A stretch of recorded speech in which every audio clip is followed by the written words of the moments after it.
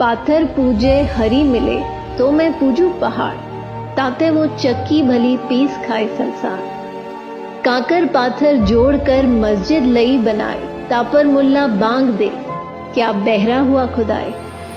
धार्मिक पाखंड के विरुद्ध इस तरह की वाणियां पहचान है उस संत की जो अध्यात्म का आधार है, जिनकी वाणी के बिना सब संत समागम अधूरे होते हैं।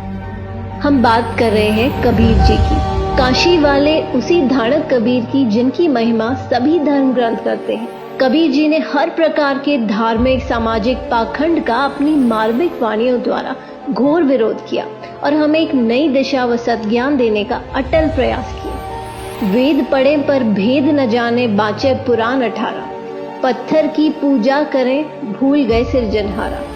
कबीर गला काट बिस्मिल करें, वे काफिर बेबूजम, औरा काफिर बता वही अपना कुफर न सूझम। इसी तरह जात पात के ऊपर भी कबीर जी ने अपनी अमर वाणी बोली है।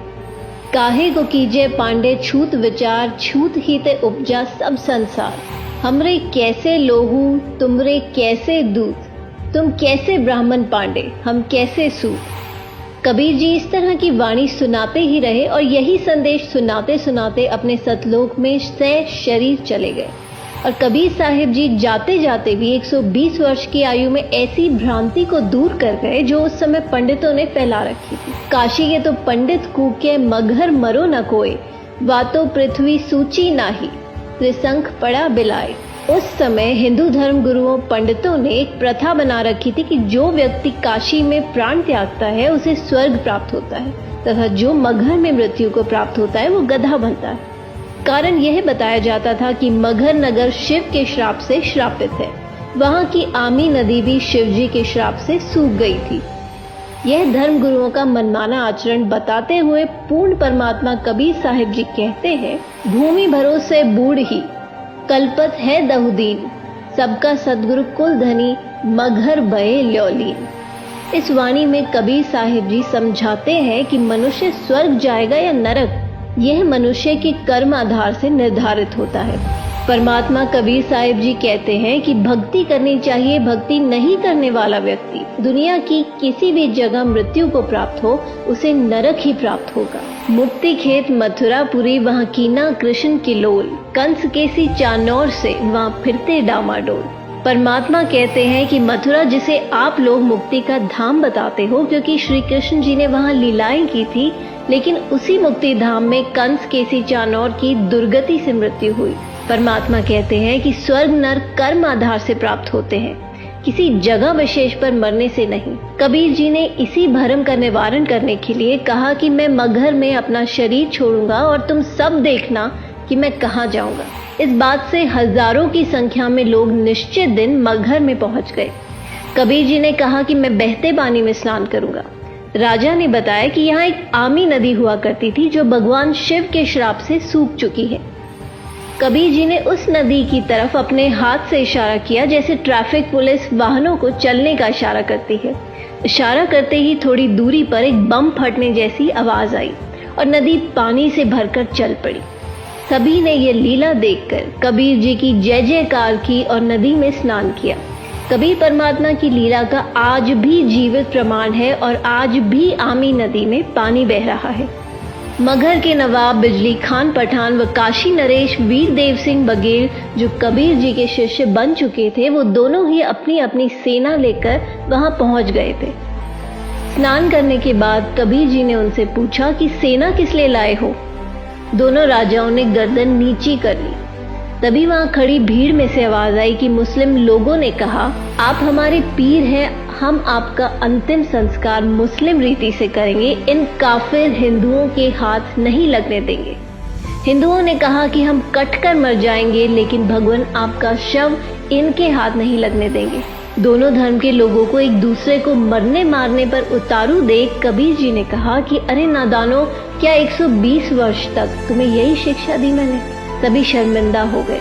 कबीर जी ने आदेश दिया कि यदि आपस में लड़े तो तुम सबको मेरी 3 तलाक है। मेरे जाने के बाद शरीर के स्थान पर जो कुछ भी मिले आधा आधा बांट लेना, लेकिन लड़ना मत बच्चों। भक्तों ने एक चद्दर बिछाकर उस पर सुगंधित फूल डाल दिए। उस पर कबीर जी लेट गए। एक चद्दर ऊपर डाल दी, थोड़ी देर में आकाशवाणी हुई, उठा दो पर्दा, इसमें नहीं है मुर्दा। लोगों ने जब आसमान की तरफ देखा तो एक अद्भुत प्रकाश ऊपर की ओर जा रहा था। आकाशवाणी में कबीर साहिब जी ने पंडित और ज्योतिषियों से कहा कि खोलो अपने पत्रे और देख लो मैं कहाँ जा रहा हूँ। सबने देखा और कहा कि यहाँ तो सब नक्षत्र ही बदल गए हैं, ये तो स्वर्ग से भी ऊपर की ओर जा रहे हैं।